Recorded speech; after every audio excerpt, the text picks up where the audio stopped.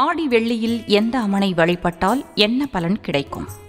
ஆடி மாதத்தின் முதல் வெள்ளி அன்று செல்வம் மற்றும் செழிப்பை அருளும் பார்வதி தேவியின் வடிவமான ஸ்வர்ணாம்பிகா தேவியை வழிபட்டிருப்போம். ஆடி மாதத்தின் 2ஆம் வெள்ளி அன்று அங்காளம்மன் தேவியை வழிபட வேண்டும். இவளை வணங்குவதன் மூலம் தீய சக்திகளில் இருந்தும் எதிர்மறை ஆற்றல்களில் இருந்தும் பாதுகாப்பு பெறலாம். 3ஆம் வெள்ளி பார்வதி தேவியின் சக்தி வாய்ந்த அவதாரமான காளிகாம்பாள் தேவிக்கு உரியதாகும். அவள் நல்ல ஆரோக்கியத்தையும் தைரியத்தையும் வழங்கக்கூடியவள். 4ஆம் வெள்ளி நல்லுறவுகளை அருளும் காமாட்சியம்மன் தேவிக்கு உரியதாகும். இவளை வணங்குவதன் மூலம் குடும்ப ஒற்றுமை, மகிழ்ச்சியை வழங்கி வாழ்க்கையில் உள்ள தடைகளை தகர்க்கவும் முடியும். 5வது வெள்ளி கடைசி ஆடி வெள்ளி ஒட்டுமொத்த செழிப்பின் தேவியான மகாலட்சுமியை போற்றி வழிபட வேண்டும்.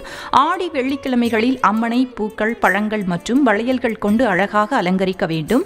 அம்மன் விளக்கு பூஜை செய்து வழிபட வேண்டும். ஆடி வெள்ளி நாக பூஜைக்கு பெயர் பெற்றது. இதில் பக்தர்கள் நாகதேவதைகளை பிரார்த்தனை செய்கிறார்கள். இதனால் சர்ப்பதோஷம், மாங்கல்ய தோஷம் உள்ளிட்ட தோஷங்கள் விலகும் என்பது நம்பிக்கை. ஆடி மாதத்தின் ஒரு முக்கிய சடங்கு லட்சுமி தேவிக்கு அர்ப்பணிக்கப்பட்ட வரலட்சுமி பூஜை.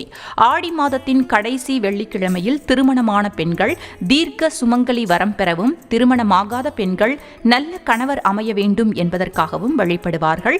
இதன் மூலம் குடும்பம் செழிக்கும். ஆடி வெள்ளி என்று விரதம் இருந்து சடங்குகளை செய்வதன் மூலம் அம்மனின் தெய்வீக அருள் தங்கள் வாழ்க்கையில் அமைதியையும் செழிப்பையும் கொண்டு வரும் என்று பக்தர்கள் நம்புகிறார்கள்.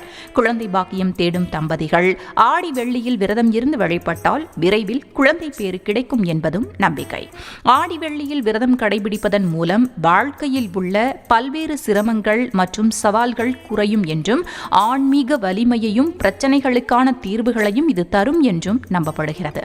திருமணமான பெண்கள் தங்கள் கணவர்களின் ஆரோக்கியம், நல்வாழ்வு மற்றும் நீண்ட ஆயுளுக்காக இந்த நாளில் விரதம் இருக்கிறார்கள்.